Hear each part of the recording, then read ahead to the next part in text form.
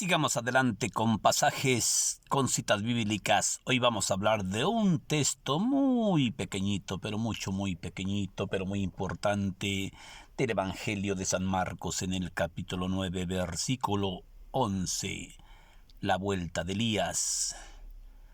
Y dice, hoy vamos a hablar de este hombre del cielo, de este hombre que hace miles y miles y miles de años fue enviado por el Padre y fue encargado a nivel mundial como el maestro Pedro, como el maestro Pablo, pero hace miles y miles de años que vino Elías, el hombre que no murió, el hombre que fue llevado al cielo en cuerpo y alma, tal como el Señor se lo había prometido. Y dice el Evangelio que nuevamente los apóstoles objetaron a Jesús haciéndole esta pregunta.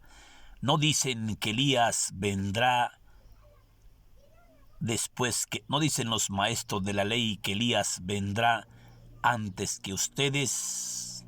Pero Jesús les contestó, Elías viene primero y dejó todo reordenado. ¿Sí? ¿No dice la Escritura que el Hijo del Hombre tiene que sufrir mucho y ser rechazado por todos? Jesús les dijo, yo les aseguro que Elías ya vino y ustedes hicieron con él todo lo que se les vino en gana, lo que estaba escrito acerca de Elías. Esta es palabra de Dios. Es un evangelio muy pequeño, pero muy importante, del Evangelio de San Marcos, capítulo 9, versículo 11, la vuelta de Elías. De este hombre que desempeñó una misión muy importante en la presencia del Padre. ¿Por qué? Porque Elías está como en el Viejo Testamento. Elías fue, quizás, y ha sido en tiempos de Abraham, en tiempos de Noé, en tiempos de Gedeón, en tiempos de Jeremías, en tiempos de este tiempo de Moisés, fue Elías. El hombre que nos relata la Biblia, que nos dice el Viejo Testamento y que nos dice el Nuevo Testamento, el hombre que no murió, el hombre que fue llevado al cielo en cuerpo y alma. ¿Sí? Elías viene, pero la gente no lo reconoce a Elías.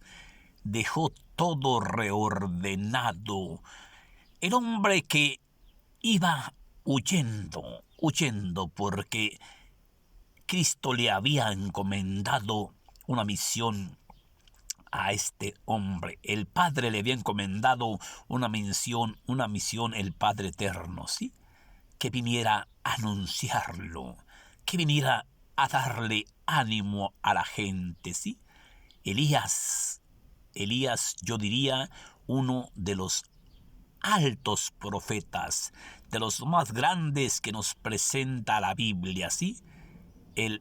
Elías, por eso se llama la vuelta de Elías.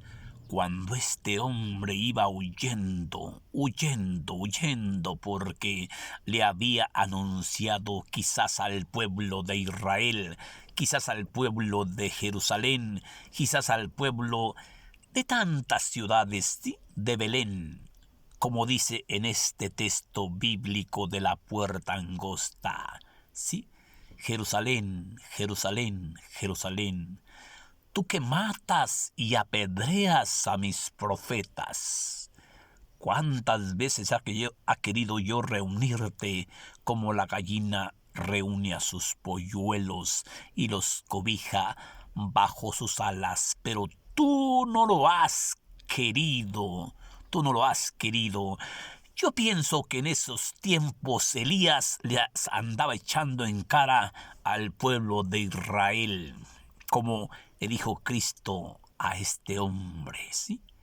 ve a Jeremías, ve y dile a ese pueblo de Israel, dile que Él me honra con sus labios, pero su corazón está lejos de mí. No todo el que me diga Señor, Señor se salvará, y no entrará en el reino de los cielos, sino el que haga la voluntad de mi Padre. Vemos a este Elías que nos presenta en el Viejo Testamento, que este Elías iba huyendo de la gente que le había echado en cara, que lo querían matar, que lo querían asesinar. Y como nos presenta el Viejo Testamento, sí, que Elías iba huyendo como hombre humano. Y oye aquella voz que le dice: Elías, Elías, ¿a dónde vas, Elías? Elías le contesta al maestro: por tu culpa me quieren matar. Por andar de haciendo caso me quieren partir la madre. Pero vemos cómo al Señor del cielo, al Padre eterno, le dice: Elías, devuélvete por donde viniste, porque yo estaré contigo para defenderte. Fíjese bien cómo Cristo le inyecta el mismo veneno al mismo veneno, o sea, con el mismo veneno mata al mismo veneno. Dice la palabra de Dios que cuando Elías se topó con los que lo querían matar, el Señor del universo le puso como cataratas en los ojos a los asesinos para que no vieran a Elías. Y Elías caminó 3 días y 3 noches sin haber comido nada por el desierto, y se acostó bajo de un copal y se puso una piedra de cabecera, porque Elías ya quería morirse. Ya quería morirse Elías. Sí, pero cuando usted va, mi Señor ya viene. ¿Sí? Otro día Elías despierta y ve una fogata prendida. Una fogata que le había prendido el Señor de la misericordia, ¿sí? Y vio una jarra sobre el fuego, y vio a 2 cuervos, a 2 pájaros, que uno le traía una pieza de pan y otro le traía vino. Y oye una voz que le dice: Elías, come y bebe, porque te queda mucho camino que recorrer. Corre, come y bebe, porque te queda mucho camino que recorrer. Elías comió y bebió y se metió a una cueva a dormir, a huir de la presencia de Dios. Al día siguiente oyó una voz que le dijo: Elías, levántate, báñate, vístete y arréglate, porque tienes que ir a dar testimonio de mí. Y yo no quiero una gente floja, yo no quiero una gente que sea perezosa a que vaya a dar testimonio de mí. ¿Sí? Por eso hoy nos encontramos con este texto, la vuelta de Elías. Y le echan en cara a Dios. Los apóstoles le preguntan, ¿sí? Hacen esta pregunta, ¿sí? Entonces, ¿por qué dicen los maestros de la ley que Elías vendrá después?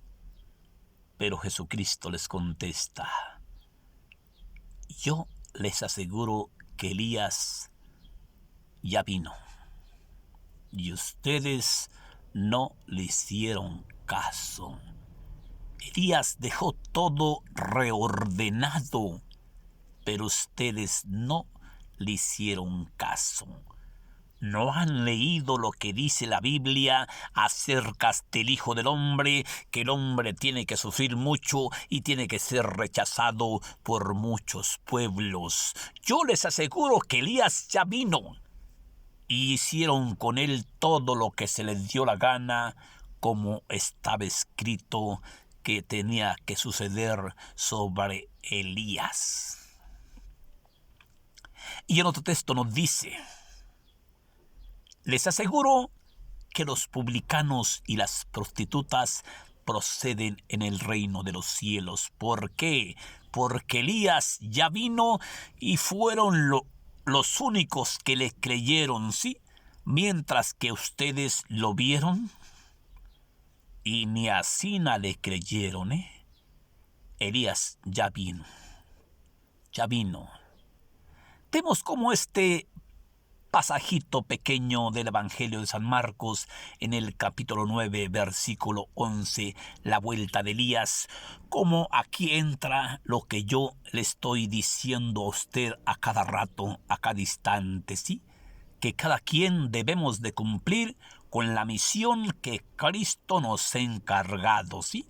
Si usted es albañil, pues sea pues albañil, pero procure hacer una finca hermosa, una casa hermosa, ¿sí? Y si usted es maestro, procure enseñar bien a los pequeñuelos. ¿Por qué?